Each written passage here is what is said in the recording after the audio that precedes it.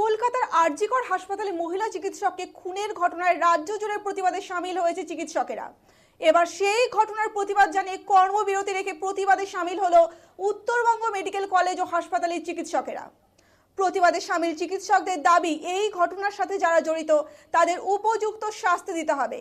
এছাড়া ময়নাতদন্তের রিপোর্ট দ্রুত প্রকাশ করতে হবে।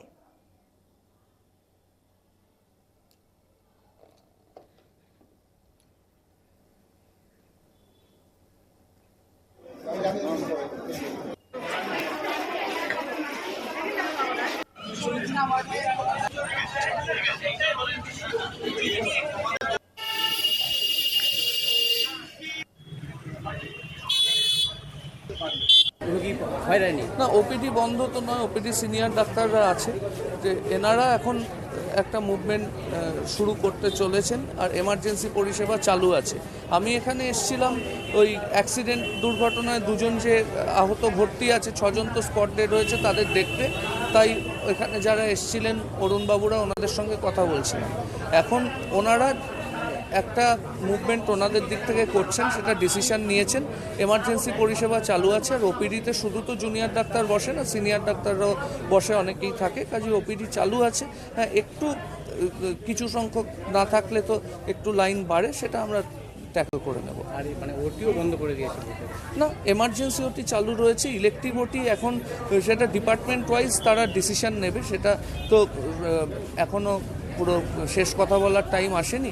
আগের দিনও ইলেকটিভ ওটি হয়েছে, আজকেও যদি ইলেকটিভ ওটি কিছু প্লেসড হয়ে থাকে সেটা হতে পারে। আর এমার্জেন্সি গুলো চালু আছে। মানে যাতে রোগীদের হয়রানি না হয় সেটা কতটা কী অবস্থা নিচ্ছে?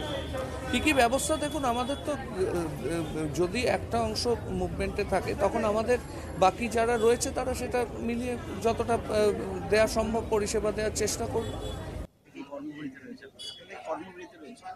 আপনাদের কর্মবিরতি রয়েছে কি নিয়ে? আপনারা জানেন যে 8 তারিখের রাতে আরজিকর মেডিকেল কলেজে সেকেন্ড ইয়ার পিজিটি চেস্ট মেডিসিনের পিজিটি ধর্ষণ আর খুন করা হয়।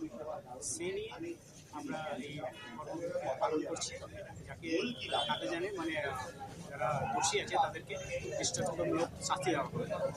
আউটডোর কি পুরোপুরি বন্ধ? আউটডোর এমার্জেন্সি আউটডোরটা বন্ধ আছে, কিন্তু এমার্জেন্সি এবং এই সার্ভিসগুলো যেগুলো জরুরি সবসময় সেই সার্ভিসগুলো সবসময় আন্দোলন করছে, আজকেও করছে। আমাদের এই আন্দোলন লাগাতার চলছে।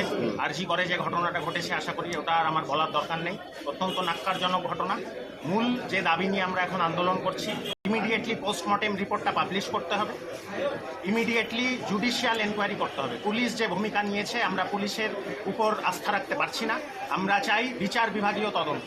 এটা যত ইমিডিয়েটলি নেওয়া হবে আমরা আন্দোলন তখন উইথড্র করবো। এই দাবিগুলো নিয়ে আমরা লড়ছি। এবং আমাদের কলেজেও যে অবস্থা, ডক্টরস রুম নেই, টয়লেট ঠিকঠাক মতো নেই, অনেক লেডি ডক্টরদের রাতে হোস্টেলে যেতে হয়, ঠিক আছে, এইরকম অবস্থা গেলে আপনারা দেখলেই বুঝতে পারবেন। তাহলে আজকে যখন আন্দোলন হচ্ছে, 2 দিন সুইপার দিয়ে পরিষ্কার করে দিল, এটা কিন্তু কোনো পার্মানেন্ট সলিউশন নয়। তাহলে আমরা বলছি যে স্টাফ নিয়োগ করা হোক, রেগুলার বেসিসে এগুলোকে পরিষ্কার পরিচ্ছন্ন রাখা হোক, proper doctors duty room, proper toilet এগুলোকে বানানো হোক। এটা বহুদিন থেকে এই কলেজের ছাত্রছাত্রী এবং ডাক্তারদের দাবি, সেটাকে